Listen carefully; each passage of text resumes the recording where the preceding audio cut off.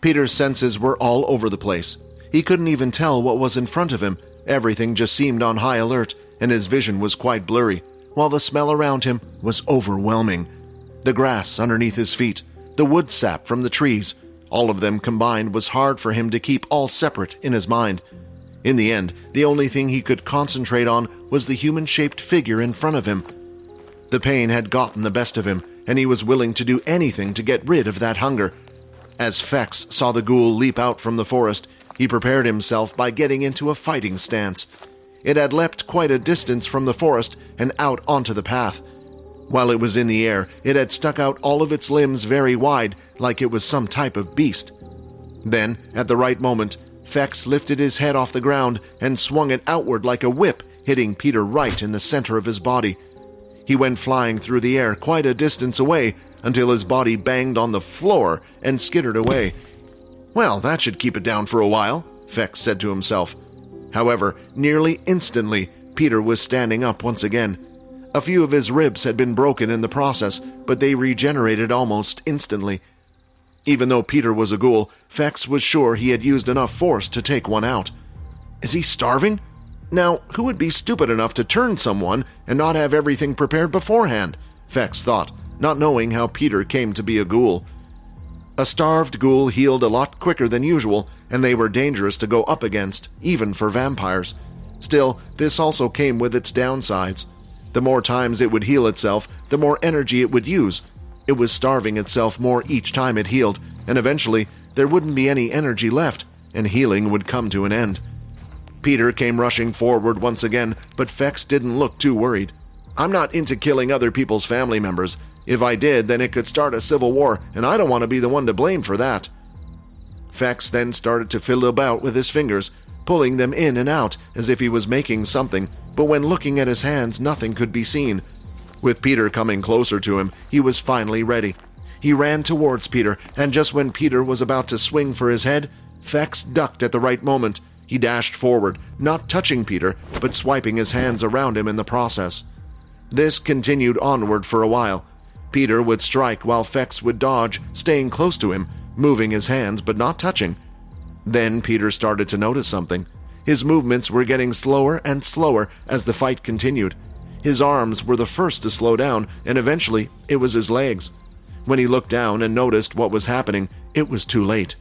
Peter had fallen to the ground and was now completely tangled and tied up in some type of string. It's a shame. If you worked for me, I could turn you into a really good puppet. You're quite strong for a ghoul. It took more strength than I thought to slow you down. As Fex started to think of puppets, another person came into his mind, the girl who had frozen him to the wall. Now she would make a perfect human puppet. I wonder if she would accept. Fex then knelt and looked at Peter, who was trying his best to break free. But the string was almost indestructible and was being powered by Fex's MC.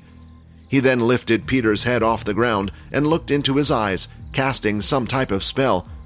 Suppress the hunger within yourself. Calm down.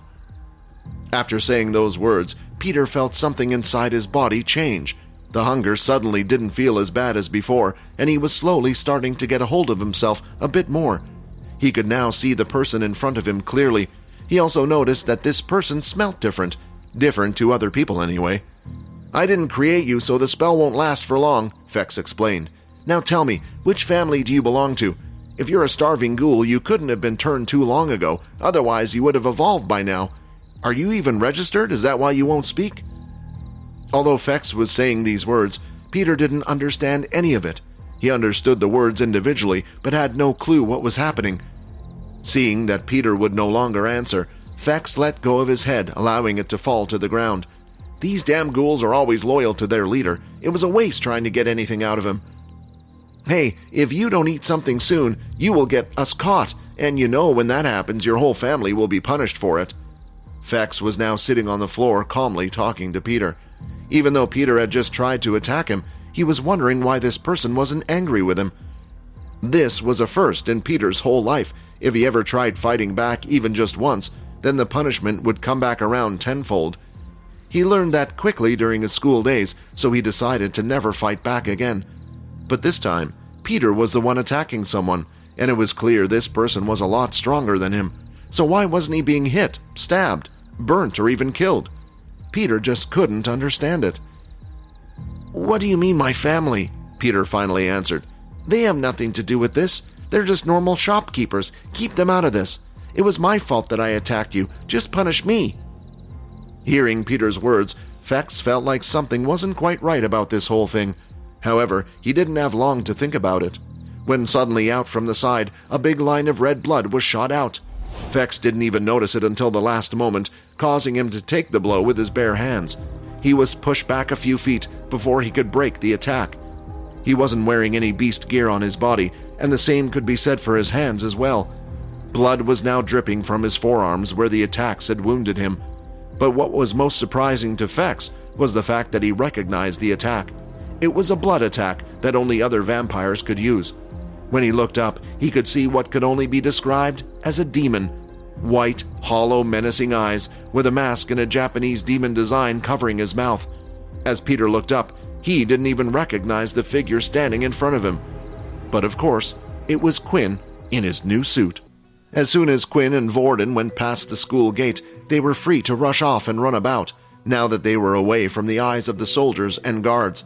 They had just entered the path, and it seemed the place was empty of people, probably because the curfew was coming up. "Vorden, I'm going to go on up ahead. I think I got Peter's scent," Quinn said. "Peter's scent? What are you, a dog?" Vorden said sarcastically. But the next second, a shadow had gone to Quinn's body, and soon after it was replaced with a black figure, a mask on his face, and his beast equipment on his arms and legs. Into the night he sped away, rushing into the forest. The attack was so sudden that Fex couldn't quite see what had hit him, but as he looked at the man in the strange suit, he started wondering what on earth this person was. It didn't look like any outfit humans usually wore, and for some reason, his entire body was covered. "Is that thing even comfortable? I imagine it must be pretty tight down there," Fex said sarcastically while glancing at the strange person's groin area. While moving closer to the mysterious figure, Fex made sure not to make any sudden movements. The wounds on his forearms were already starting to heal, so they didn't bother him much anymore. "Hey, I know you might just be trying to save this." Fex then looked at Peter, who was lying on the floor between them. "Human, I guess. But I think you don't understand. I've tied him up for your and everybody else's safety. I suggest you go back home so we can forget any of this ever happened." As he got closer, Fex started to notice something, or rather, the absence of something. "Where's his scent? I'm not smelling anything from him," he thought. Usually, humans and vampires have this aroma around them. Everybody has a specific smell. It was what attracted humans around them. Hi, Quinn here. Wondering what happens next?